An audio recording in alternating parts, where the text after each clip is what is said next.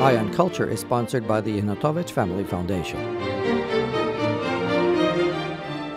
Eye on Culture.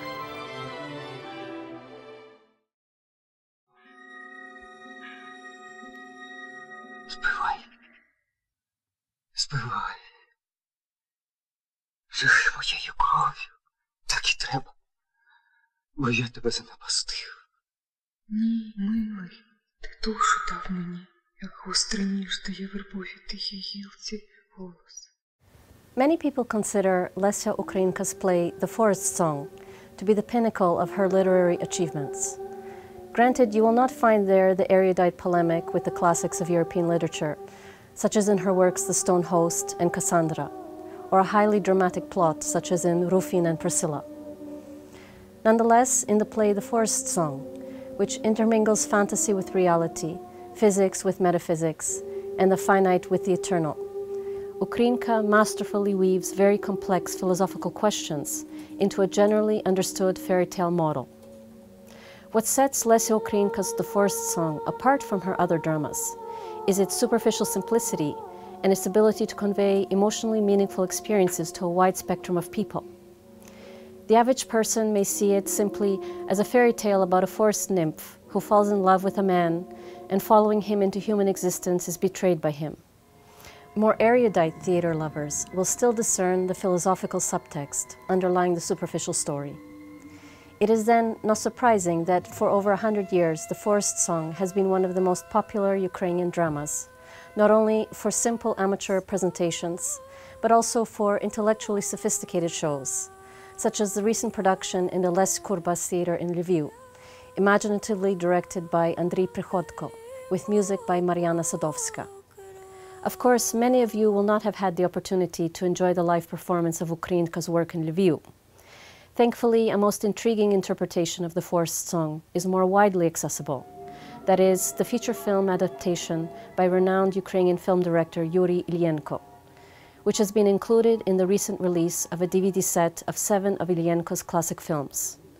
The film The Forest Song Mauka is an enchanting artistic vision, even though Illienko created it during a very difficult time not only in his own life, but in the cultural life of Ukraine in general, a time of political repressions and artistic stagnation, when the Communist Party, through various means, was trying to eliminate from Ukrainian culture any expression of genuine talent and independent thought, and in the area of filmmaking was systematically destroying the tradition of Ukrainian poetic cinema, which was created in the 1920s by Alexander Dozhenko and then revived in the 1960s. Yurii Illienko was one of the driving forces behind that revival. Already in 1961, film critics took notice of his student film Farewell Doves, while in 1964 his masterful cinematography in The Shadows of Forgotten Ancestors, directed by Sergei Parajanov, brought Illienko worldwide acclaim and recognition. However, it was not enough of a creative challenge and achievement for him to simply shoot the film of another director. He was a cinematographer, but became a director and later screenwriter as well. His directorial debut, The Well for the Thirsty, a black and white film, at times harshly minimalistic, based on the screenplay by Ivan Drac, was banned by censors, who saw as controversial its treatment of the subject of the destruction of the Ukrainian village under Stalin during the 1930s. And for 22 years, the film was inaccessible to the public.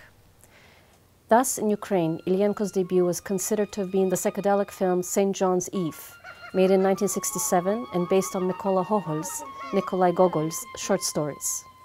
Even though the censors mercilessly cut out entire scenes that cast doubt on the official doctrine of the so-called Russian-Ukrainian Brotherhood, this film nonetheless made a splash in world film arts, and the Boldover critics predicted a win at the Venice International Film Festival. However, the Minister of Culture of the USSR prohibited the release of the film and issued an overall ban on its showing in theaters. For the temperamental and extraordinarily persistent Illienko, this brutal opposition for the time being stimulated him to push forward with his creative endeavors. In 1971, he completed the film A White Bird with a Black Mark. He wrote the screenplay together with his friend from the making of The Shadows of Forgotten Ancestors, the famous actor Ivan Nikolaichuk. Here, for the first time in the history of the USSR, the soldiers of the Ukrainian insurgent army were treated as positive figures. And so the Communist Party leadership in Ukraine criticized this film as well for being supremely harmful, especially for the younger generations. Only the fact that at that very time the film had won the Golden Prize at the Moscow International Film Festival prevented A White Bird from being banned outright. However, soon this film too was quietly removed from theaters and made inaccessible to the public. For some time, Illienko, completely devoid of opportunities to work in Ukraine, made films in Yugoslavia. He returned to Ukraine, and under tremendous pressure from the censors, he made 2 films in a style close to socialist realism. But this concession still did not satisfy party apparatchiks, who halted his work on the film To Dream and to Live 42 times during its production, and this apparently caused Illienko's health to radically deteriorate. However, in the 1980s, under slightly weaker censorship, the nonconformist director was again able to manifest his creative brilliance with the film The Forced Song Mauka. And again he showed himself to be a master at creating a unique and original artistic vision. Thus, whereas traditional interpretations of Lesia Ukrainka's play are focused on criticizing the materialism and soullessness of human existence, in contrast with the purity of nature and self-sacrifice of an otherworldly spiritual being, Illienko proposes a more complex interpretation, with many layers of meaning. Instead of merely presenting a stark polarity between the goodness of the spirits of nature and the weakness and treachery of people, the forced song Mauka manifests a deep philosophical reflection on the impossibility of uniting the spiritual and material realms.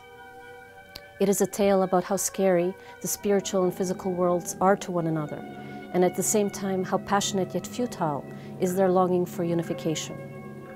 Mauka, the forest nymph, played on screen by Lyudmila Yefimenko, is not weak as a betrayed victim. She is self-confident and cold-hearted in her metaphysical nature, and her otherworldly love, in the end, brings ruin to regular people who are incapable of rising above their weaknesses to a high level of spiritual self-sacrifice. The forced song Mauka starred actor Ivan Mykolaichuk, who a year earlier had achieved a brilliant directorial debut with his film Babylon 20, which was based on the novel The Swan Flock by Vasyl Zemlyak. But we will hear more about this novel and the trend of Ukrainian whimsical prose another time. On behalf of Dr. Marko Robert Stech, I'm Tania Stech. See you next time on Eye on Culture. Очима культури спонсороване фундацією родини Ігнатович. Очима культури.